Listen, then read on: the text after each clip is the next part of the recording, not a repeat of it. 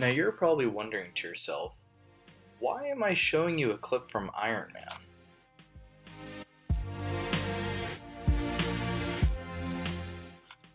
Well, what does Tony Stark's Iron Man and hologram technology,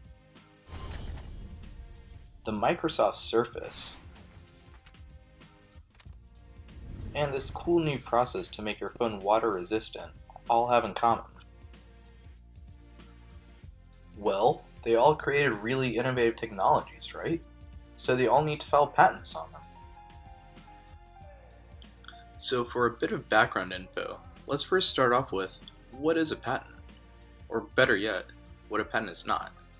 A patent is not a shield that protects you from others trying to steal your ideas.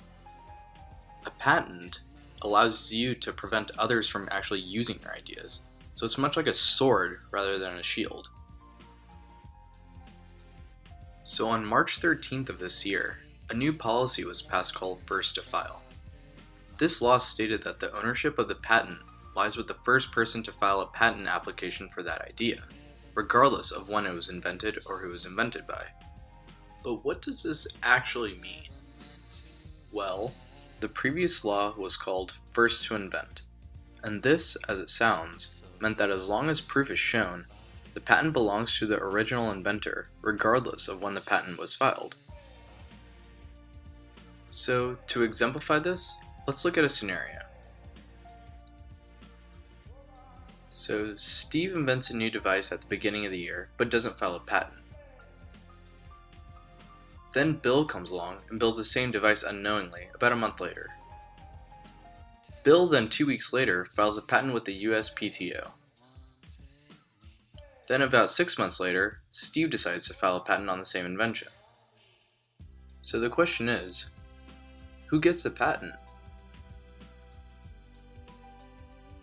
So previously, with the First to Invent law, Steve would be awarded the patent even though he filed it 6 months after Bill. This is because Steve was the original inventor. But say for some reason, Steve couldn't prove that he invented the idea first. Well, under the old law, if he could just show that he was using the invention prior to Bill's filing date, Steve would still be allowed to use it in the same manner that he was before for a whole year before Bill could sue. This rule is particularly prevalent with patents regarding manufacturing processes, as many times these new processes are used without even filing patents. But now, under the new law, Bill would be awarded the patent and can stop Steve from using the invention he himself created. This is because Bill filed for the patent first. This makes Steve very angry and Bill very happy. Now, that doesn't seem fair, does it? But there is a catch. With the new law comes a clause citing public domain. This clause states that once a new invention is placed in the public domain, the creator has a grace period of 1 year to file a patent on it. Now, the public domain can include anything from the internet, publications, or even the TV. So if someone else tries to file a patent on an invention found in the public domain within that year, their application is automatically rejected. So to depict this, let's look at one more scenario. So at the beginning of the year, Steve invents a new device and doesn't file a patent. Bill comes along a month later to invent the same device. But a couple days afterwards, Steve discloses his new invention on an online blog. Bill goes along and files a patent a couple days afterwards. And then several months later, Steve files a US patent. So in this case, who gets a patent? If we look in February, Steve disclosed his device on an online blog. That means it was in the public domain and he gets his 1 year grace period. So he still gets a patent even though he filed after Bill Gates. So why the change? Well, the US wanted to conform with the rest of the world as most of them already use the first to file system. Also, with this new policy in place, IP lawsuits now become more about patent infringement rather than just figuring out who invented what first. Several benefits to first to file are that 1, it forces inventors to act quickly, as it's now a race to disclose and file first. Also, with a new grace period in place, Several companies can expose their ideas without compromising their IP. And finally, once a patent is filed, there's no more question as to who it actually belongs to. It goes to whoever filed it first. But there are several drawbacks to this new policy. The first is that it hurts smaller companies looking for funding and aids larger ones that have a lot of money. Also, now that it's just a race to see who can file first, patent trolls are going to start patenting everything that they can think of.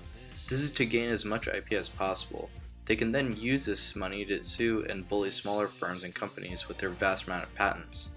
This in turn can stifle innovation as it becomes harder and harder to come up with new ideas. So my recommendation to the first to file law is to extend the grace period from 1 to 2 years. This will give more time to smaller companies, like unfunded startups, that are stuck in a money circle. This is demonstrated below. Essentially, they need a patent to gain money from investors, but they need money to get the patent, so they're stuck in a circle.